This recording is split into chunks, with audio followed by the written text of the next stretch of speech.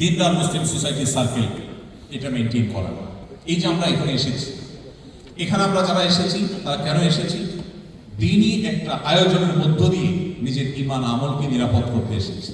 আমার ঈমানের চাষ করতে এসেছি, আমলের চাষ করতে এসেছি, আমলের গোড়ায় আমলের গাছে আমাকে পানি দিতে এসেছি, যাতে আরো কিছুদিন এখান থেকে মোটিভেশন আমি বেঁচে থাকতে পারি। এইভাবে আপনারা যেখানে যারা বসবাস করেন সেখানে যে মসজিদ আছে সেই মসজিদকে কেন্দ্র করে আপনাদের সোসাইটি গড়ে উঠতে পারে, সেটাকে কেন্দ্র করে আপনাদের সার্কেল গড়ে উঠতে পারে। আপনার বন্ধু বান্ধব হবে ওই সার্কেলের যারা ৫ ওয়াক্ত নামাজ পড়ে, যারা মসজিদে যায় নিয়মিত, যারা এখানে বিভিন্ন রকমের দাওয়া সংগঠনের সাথে জড়িত। এরকম কাজের সাথে আপনি যত বেশি ইনভলভ হবেন তত বেশি আপনার ঈমান আমল সেফ থাকবে, নিরাপদে থাকবে। এই জন্য এখানে আমাদের নিজেদেরকে বাঁচাতে হবে, আমাদের ইসলামের ঈমানের যে পরিচয় সেটাকে রক্ষা করতে হলে আমাদেরকে এই বিষয়টাকে বেশিরভাবে গুরুত্ব আরোপ করতে হবে। অর্থাৎ আমরা সবসময় মুসলিম সোসাইটি দ্বীনি সার্কেলকে মেনটেন করে চলবো। আল্লাহ আমাদের সবাইকে তৌফিক দান করুন। মসজিদগুলো এক একটা নেয়ামত ভাইরা, মসজিদগুলো এক একটা দুর্গ। দুনিয়াতে যেরকম বিভিন্ন দেশের এমবাসি থাকে, আখেরাতে এমবাসি বলতে পারেন মসজিদগুলো।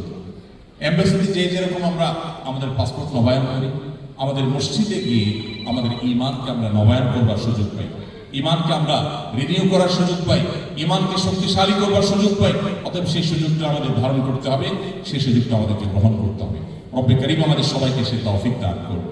ভাইরা আমার, তাহলে ৫ নম্বর এই পয়েন্টটা বিশেষ করে আমরা যেখানে থাকবো আমাদের বন্ধু সার্কেল গড়ে উঠবে ঈমানদারদেরকে নিয়ে, আমলদার মানুষদেরকে নিয়ে, নামাজি মানুষদেরকে নিয়ে। বোনরা যারা এখানে আছেন, বসবাস করছেন, আপনার বাচ্চা কাচ্চা যেন ঈমান আমলের সাথে থাকে। সেজন্য যেই ফ্যামিলিতে বাচ্চা কাচ্চা তারা ভালো ইসলাম চর্চা করে, তাদের মুসলিম আইডেন্টিটিকে যারা ধরে রাখতে পেরেছেন, তাদের সাথে আপনার উঠাবসা হতে পারে। ফ্যামিলিগত বন্ধুত্ব, ফ্যামিলিগত আয়োজন সবকিছু তাদেরকে ঘিরে হবে, তাহলে ইনশাআল্লাহ আপনার সন্তান এবং আপনি সেফ থাকতে পারবেন। নাম্বার 6,